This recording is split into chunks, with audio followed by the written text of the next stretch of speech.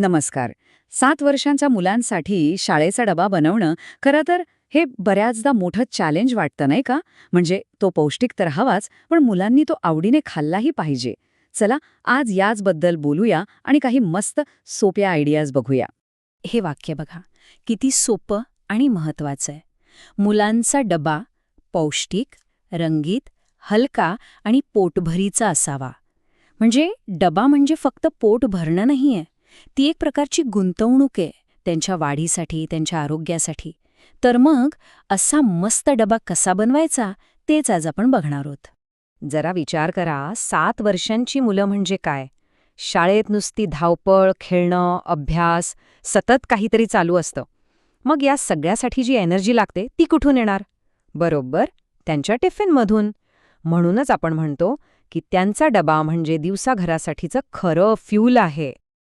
बरं, मग एका परफेक्ट डब्यासाठी आपल्याला 4 मुख्य घटकांवर लक्ष द्यायचंय. हे 4 घटक एकदा समजले ना, की डबा बनवणं एकदम सोपं होऊन जाईल. सगळ्यात पहिला आणि सगळ्यात महत्वाचा घटक कार्बोहायड्रेट्स. आता हे काय आहे? सोप्या भाषेत सांगायचं तर ही आहे एनर्जी. दिवसभर खेळायला, अभ्यासात लक्ष लागायला जी काही ताकद लागते ना, ती सगळी इथूनच येते. आणि बेस्ट पार्ट काय आहे माहितीये?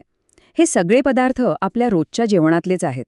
पोळी, पराठा, भाजी घालून केलेला चपाती रोल किंवा गरमागरम इडली डोसा हे सगळे उत्तम पर्याय आहेत. यातून मुलांना दिवसभर पुरेल अशी एनर्जी मिळते. ओके, आता वळूया दुसऱ्या महत्वाच्या घटकाकडे, आणि तो आहे प्रोटीन.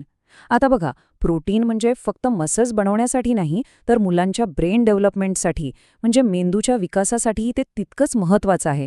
त्यामुळे डब्यामध्ये प्रोटीन असलंच पाहिजे. मग हे प्रोटीन डब्यात कसं द्यायचं? अरे खूप सोपं आहे. मोड आलेल्या मटकीची किंवा मुगाची उसळ, मस्तपैकी पनीरचा पराठा किंवा अंड. उकडून दिलं किंवा ऑमलेटचा रोल केला तरी चालेल. हे पदार्थ चवीला तर उत्तम आहेतच, पण प्रोटीनने भरपूर आहेत.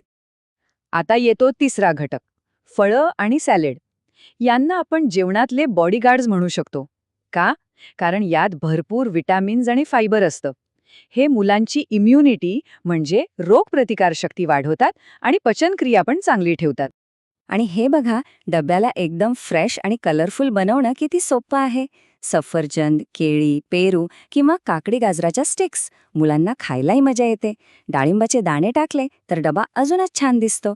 या छोट्या छोट्या गोष्टींनी डबा लगेच इंटरेस्टिंग होतो. आणि आपला चौथा आणि शेवटचा महत्वाचा घटक आहे हेल्दी फॅट्स. आता फॅट्स म्हटलं की अनेकांना वाटतं हे काहीतरी वाईट आहे, पण तसं नाहीये. मुलांच्या ब्रेन डेव्हलपमेंटसाठी आणि एनर्जीसाठी चांगले फॅट्स खूप खूप महत्वाचे असतात. हेल्दी फॅट्स देणं म्हणजे काही वेगळं करायचं नाहीये. पोळीला थोडंसं साजूक तूप लावलं किंवा भाजीमध्ये थोडी ड्रायफ्रूट पावडर टाकली किंवा मग एक छोटासा शेंगदाण्याचा लाडू दिला तरी काम झालं. या अगदी सोप्या गोष्टी आहेत ज्याने डब्याची न्यूट्रिशनल व्हॅल्यू वाढते. बरं, तर आता आपण हे 4 घटक पाहिले. आता यांना एकत्र करून डब्यासाठी काही भन्नाट आयडियाज बघूया. तर या आहेत काही रेडीमेड आयडियाज. पहिली बघा, चपाती रोलमधून कार्ब्स, काकडीतून फायबर आणि केळ्यातून विटॅमिन्स. सगळं आलं. किंवा तिसरी आयडिया बघा, पनीर पराठ्यातून प्रोटीन आणि दह्यातून प्रोबायोटिक्स. किती परफेक्ट कॉम्बिनेशन आहे. म्हणजे प्रत्येक डब्यात आपण या सगळ्या पोषक तत्वांचा बॅलन्स साधू शकतो. ओके, डब्यात काय द्यायचं हे तर आपण पाहिलं, पण 1 मिनिट, काय नाही द्यायचं हे समजून घेणं सुद्धा तितकंच किंबहुना जास्त महत्वाचं आहे. तर डब्याला हेल्दी ठेवायचं असेल तर या काही गोष्टींपासून लांबच राहिलेलं बरं. खूप जास्त चिप्स, बिस्किटं किंवा खूप गोड पदार्थ. यातून फक्त रिकाम्या कॅलरीज मिळतात, पोषण काहीच नाही. आणि हो, रोज रोज जॅम ब्रेड देणं सुद्धा टाळलेलं चांगलं. याऐवजी आपण जे पौष्टिक पर्याय पाहिले ते कितीतरी उत्तम आहेत. तर आता आपण पाहिलं की एका पौष्टिक आणि चविष्ट डब्याचं गणित कसं जुळवायचं.